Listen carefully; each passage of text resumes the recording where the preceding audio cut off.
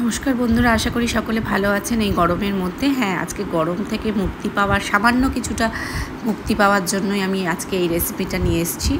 হ্যাঁ, আজকে হচ্ছে আমি আইসক্রিম বানিয়ে দেখাবো। সেটা কিভাবে বানাচ্ছি চলুন দেখি। আমি একটা ফ্রাইং প্যানে একটু কেশর হালকা ড্রাই রোস্ট করব। কেশর কিন্তু রঙটা তখনই বেরোয় যখন সেটাকে একটু ড্রাই রোস্ট করা হয়। সব সময় কিন্তু আমরা যেটা দুধের মধ্যে ভিজিয়ে দিই সেটা কিন্তু নিয়ম নয়। একটু ড্রাই রোস্ট করে ভেজালে বা সেটাকে গুঁড়ো করে মেশালে তবেই কিন্তু কেশরের আসল রঙটা আমরা পাই। তো আজকে আইসক্রিম বলতে পারেন, কুলফি বলতে পারেন, যা ইচ্ছা বলতে পারেন। তবে বাজার চলতি আইসক্রিম বা কুলফির থেকে কিন্তু ঘরে বানিয়ে খাবেন, সেটার টেস্ট আলাদাই হয়, আর অবশ্যই সেটা অনেকটাই সুস্বাস্থ্যকর। হ্যাঁ, আর যেটা দিয়েছি আমি একটু ওয়ালনাট আখরোট একটু ড্রাই রোস্ট করব। আপনারা আখরোটের বদলে পেস্তা দিয়েও করতে পারেন, কেশর পেস্তা কুলফি বা আমন্ড যেটা আমরা দুধে ভিজিয়ে খাই বা ভিজিয়ে রেখে সেটা দিয়েও করতে পারেন। তো আমি এখানে আজকে ওয়ালনাটটা নিয়েছি, এটাও একটু ড্রাই রোস্ট করার পর আমি এখানে 500 ml দুধ কিন্তু জাল দেব। হ্যাঁ, দেখুন 500 mlটাকে মোটামুটি 300 ml করে ফেলতে হবে। তারপরে আমি যেটা করব, এর মধ্যে কেশরটা একটু হাতে গুঁড়ো করে দুধের সাথে কিন্তু মিশিয়ে দেব।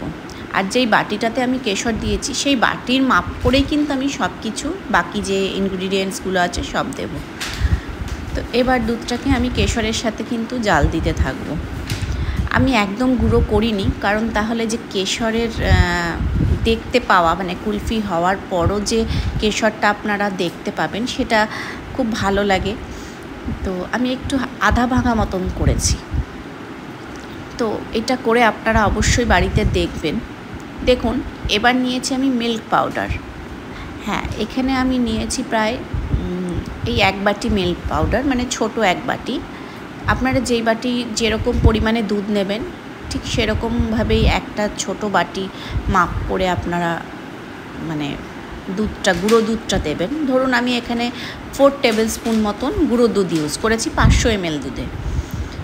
তো আপনারা যদি 1 লিটার দুধ করেন কুলফি, তাহলে সেটাতে আপনারা প্রায় 7 টেবিল স্পুন মতন, কারণ সেটা জাল হতে থাকবে যতক্ষণ একটু ঘন হবে। আমি কিন্তু এখানে ফুল ক্রিম দুধ নিয়েছি। হ্যাঁ, আমি আমুল যে ফুল ক্রিম দুধ পাওয়া যায় সেই দুধ নিয়েছি। আপনারা যে কোনো ব্র্যান্ডের দুধ নিতে পারেন, তাতে কোনো অসুবিধে নেই। আর এবার সেটাকে আমি ভালো করে জাল করতে থাকবো।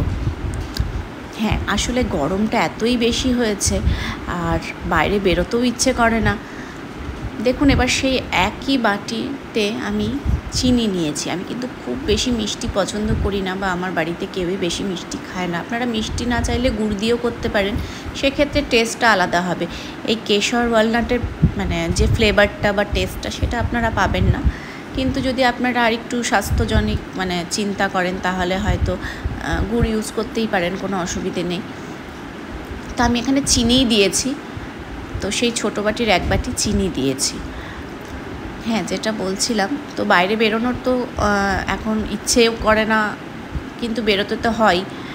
তো আমার ছেলের আবদার ছিল যে বাড়িতেই কুলফি বানাও।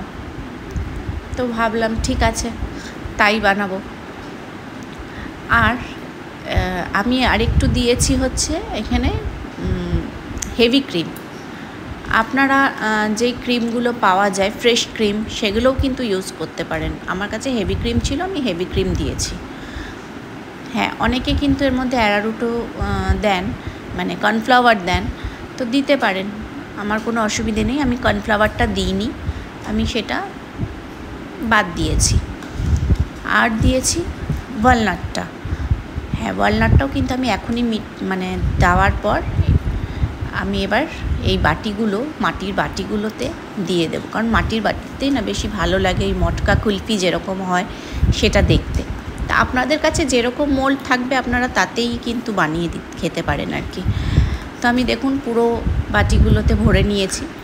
এটা আমি প্রায় 12 ঘন্টা কিন্তু ফ্রিজারে রেখে দেব।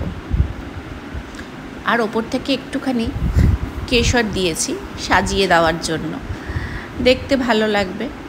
আর রঙটা কিন্তু ভীষণ, জানি না কতটা আপনারা বুঝতে পারছেন, রঙটা কিন্তু ভীষণ মানে কেশরের যে একটু হলদেটে কালারটা, অরেঞ্জ কালারটা হয় সেটাই এসেছে।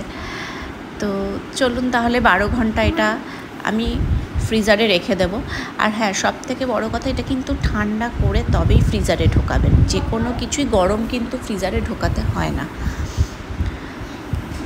তো আরেকটু যেটা আমার বেঁচে গেছিলো, আমি এরকম একটা কাচের বাটিতে দিয়ে, আমি এর ওপরে কোনো কেশর দিইনি, তো এটা আমার যেহেতু বেঁচে যাওয়া, তো সেটা আমি আলাদা করে দিয়েছিলাম। দেখুন 12 ঘন্টা পর আমি বের করেছি, আমার কি সুন্দর সেট হয়ে গেছে। আর খেতেও কিন্তু মানে অসাধারণ হয়েছিল। আপনারা অবশ্যই বাড়িতে ট্রাই করবেন। ভালো লাগলে লাইক, কমেন্ট, শেয়ার, সাবস্ক্রাইব করে আমার পাশে থাকবেন। ধন্যবাদ।